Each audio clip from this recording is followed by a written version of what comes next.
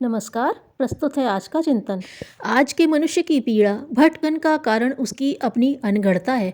मानवीय प्रकृति की सूक्ष्मताओं के निष्णात के रूप में श्री रामकृष्ण परमहंस ने तथ्य को उद्घाटित करते हुए कहा है, अनगढ़ता को दूर करने का उपाय है विद्या। यह कुम्हार के चाक की तरह है जो अनगढ़ मिट्टी के लौंदे जैसे मनुष्यों को लेकर उन्हें चारित्रिक एवं व्यावहारिक दृष्टि से खूबसूरत, सुडौल और उपयोगी बनाती है।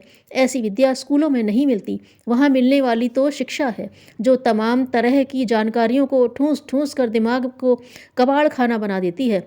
उन्हीं के स्वरों में इसे यूँ भी कहा जा सकता है, यह नोचने खसोटने वाली प्रक्रिया है जिसकी एक ही परिणति है, जैसे तैसे पेट भरना। वर्तमान के क्षणों में उनकी यह बात कहीं अधिक व्यापकतर और ठोस सत्य के रूप में दिखाई देती है। मनुष्य ने अपनी इसी नोच खसोट में जंगलों को तबाह किया, निरीह प्राणियों की निर्मम हत्याएं की। जिस धरती ने उसे माँ की तरह अपनी गोद में आश्रय दिया, दुलराया, पाल पोष कर बड़ा किया, उसे भी नहीं बख्शा। उद्देश्य एक ही रहा, पेट भरना, अपनी हविश पूरा करना। उदरपूर्णा के रूप में शिक्षा का दायरा इसी के लिए नित नई तकनीकें सुझाने तक सीमित रह गया है। विद्या के आचार्य के रूप में श्री रामकृष्ण परमहंस ने इसी कारण इसे अपने जीवन से बहिष्कृत कर दिया।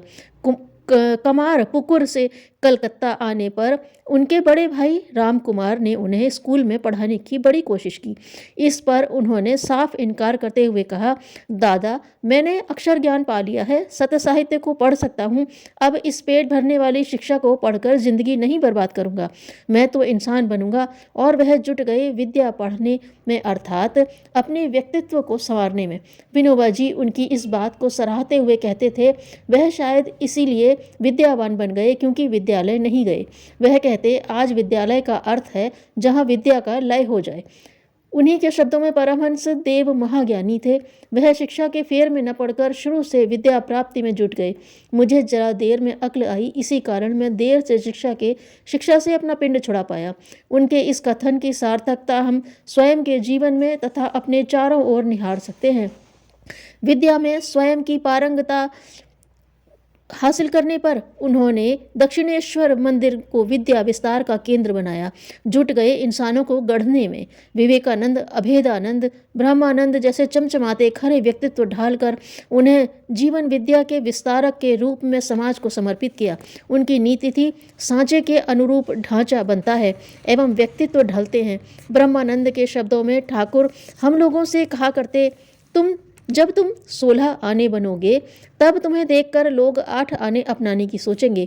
उनके ये शब्द आज भी लोक शिक्षा के लिए कसौटी रूप में हैं। उन दिनों स्वामी विवेकानंद LLB के अंतिम वर्ष में थे। उन्हें लक्ष्य करके आत्मीयतापूर्वक उन्होंने कहा, क्यों रे नरेन, तू कब तक भटकता रहेगा? वकालत करके झूठ मूठ पैसा कमाने के चक्कर में पड़ा तो तेरे हाथ का छुआ पानी नहीं पीऊंगा। उनकी बात स्वीकार कर वह पूरी तरह विद्या के क्षेत्र में कूद पड़े। विद्या में निष्णात हो, चमत्कारी व्यक्तित्व के स्वामी बन जाने पर किसी ने ठाकुर से पूछा, उनसे क्या कराएंगे? गले में कैंसर होने के कारण वह बोल नहीं सकते थे। उन्होंने कोयले का टुकड़ा उठाकर जमीन पर लिखा, नरेन शिक्षा दिवे, नरेंद्र विद्या का शिक्षण देगा। विद्या के आचार्यों को गढ़ने वाले इस महामानव की स्तुति में स्वामी विवेकानंद ने कहा है, आचार्याणाम महाचार्यो श्री रामकृष्णाय ते नमः। निसंदेह वह आचार्यों के महाआचार्य थे।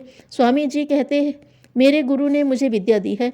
इसको पाकर मैं दार्शनिक नहीं हुआ, तत्ववेत्ता भी नहीं बना हूँ, संत बनने का दावा नहीं करता, परंतु मैं इंसान हूँ और इंसानों को प्यार करता हूँ। विवेकानंद के शब्दों में, जन जागृति के इन्हीं केंद्रों से वे प्रकाश पुनः निकलेंगे जो नवयुग की लालिमा को घर घर पहुंचाकर असंख्यों का उद्धार करेंगे। अग्रदूतों की गणना में अपना नाम भी जुड़ सके, इसके लिए महाकाल की वाणी को सुने, समय की महत्ता को पहचाने और आगे की ओर कदम बढ़ाएं। जीवन विद्या के आचार्य के रूप में ढलकर परिजन स्वयं का जीवन सार्थक अनुभव कर सकेंगे। पूर्व निर्धारित कुछ भी नहीं होता। अतीत की मुश्किलों से ही भविष्य की सफलता के रास्ते निकलते हैं। धन्यवाद।